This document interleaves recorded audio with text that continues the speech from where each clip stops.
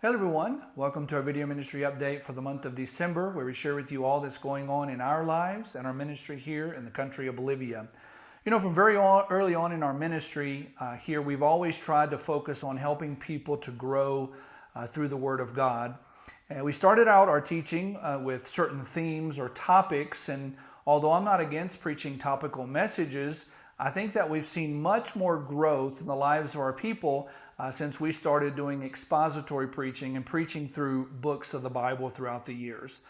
In our new church, we've actually been able to preach through quite a few books of the Bible already now, and usually we try to have a different focus for each service, knowing that different groups of people come. On Sunday mornings, we usually try to have something a little more evangelistic, a little more practical.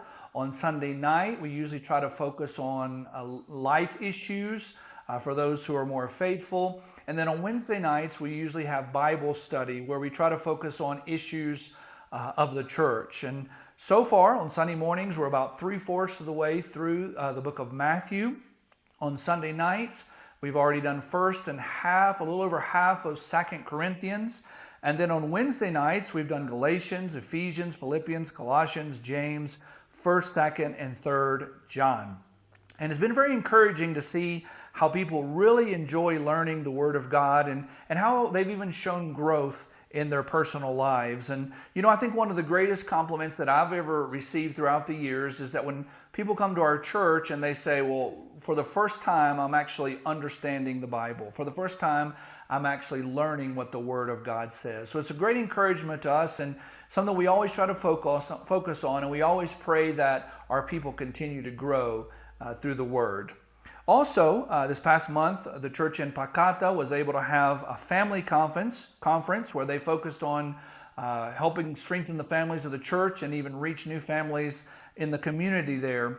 It's obvious one of the places that Satan attacks more than anything else the church is through families, trying to destroy individual families, marriages, children, so that he can weaken the church as a whole and even destroy it sometimes.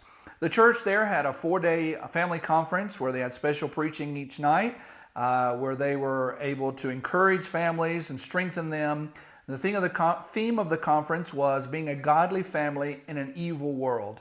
And that's one of the greatest challenges I know that families face, with evil all around us, bad influences all around us, temptations all around us, to be able to be a holy family, to be a godly family, to be a strong family, everything from individuals in our marriage and all the way down to helping protect our children from a lot of those influences that are all around us at all times. And so they had a really great conference. They averaged each night over 100 in their conference, so that was a great encouragement, and they were even able to see quite a few new families that came during the conference and that have even started going to the church services. And then also this past month in our new church, we were able to have our missions month. We were able to focus on missions, and we had a special speaker each Sunday, a missionary or someone focused on missions, to help teach the people how to pray, how to give, and how to go for missions. We were also able to prepare a missions display where we put up a world map, and then we were able to put up the prayer letters of several of the missionaries that we're now praying for. And during this conference, it was really encouraging to see how a couple of new people even started giving to missions. And so we're excited about that and praying that soon we'll be able to even support more missionaries through our church. One of the things that I tried to really encourage them with this month of missions was that we're all really a product of missions. Even if we were saved in the United States, someone had to take the gospel to the United States, and someone had to take the gospel to us before we ever heard it. And so one of the focuses or the key is to always be thankful.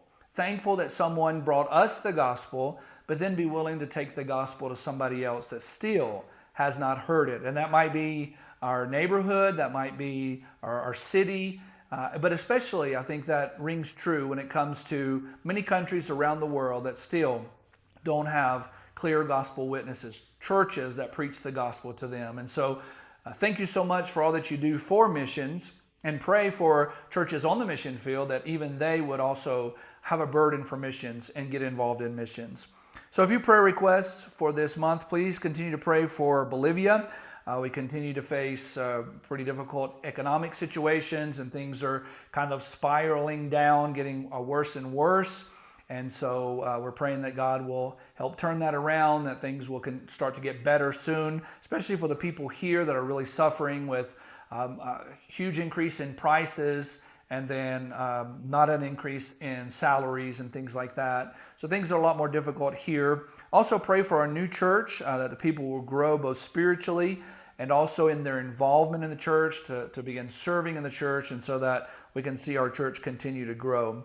Also pray for our upcoming Christmas activities in our different churches, in even us as families. Then also pray for the pastors, the churches, and the men that are help preparing to serve the Lord. And so we just thank you so much for all that you do for us in the ministry here in Bolivia, because without you, we definitely could not do what we do. So thank you so much, and Lord bless.